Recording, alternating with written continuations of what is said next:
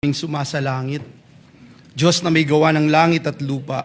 Diyos na nagsabing kung may dalawa o tatlo na nagkakatipon sa kanyang pangalan, siya ay nasa kanilang kalagitnaan. Kami po ay naninikluhod at lumalapit sa iyong trono ng biyaya, hinihingi ng kapatawaran ang anumang kasalanan sa isip, sa salita o sa gawa, kasalanang sinasadya man o hindi.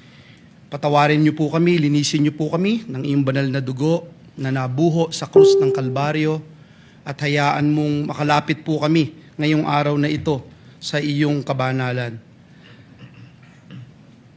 Ipaalala mo po sa amin ang sinabi mo sa aklat ng Salmo, Kapitulo 89, talatang 14. Ang katuwiran at katarungan, ang saligan ng iyong luklukan, ang tapat na pag-ibig at katotohanan ay nauuna sa iyong harapan.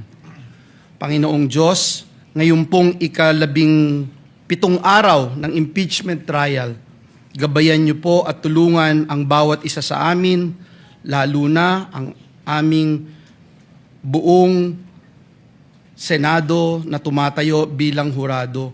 Tulungan mo po kaming pairalin ang katotohanan, katarungan, at katwiran.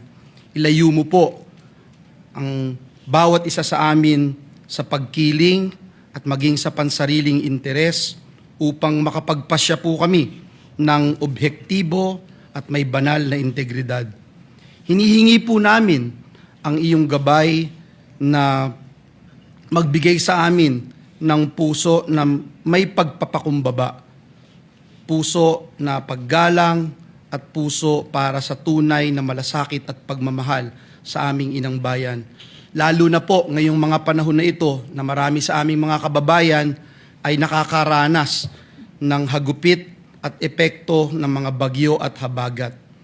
Nawa po ang aming mga pasya ay magmula sa hangaring makabubuti lamang sa nakararami naming mga kababayan, hindi lamang po dito sa Luzon, Visayas at Mindanao, maging sa ibayong dagat. Higit po sa lahat, ngayong araw na ito, hinihingi po namin na pagkalooban mo kami ng ibayong karunungan upang makita, makilala at sa tuwinay panghawakan po namin ang katotohanan. Nawa po ito ay maging gabay namin at batayan namin sa bawat pagpapasya namin. Hinihiling po namin ito sa ngalan ng pinakamataas na pangalan, sa ngalan ng aming Panginoong Hesus, ang lahat po'y makiisa at magsabing Amen. Amen.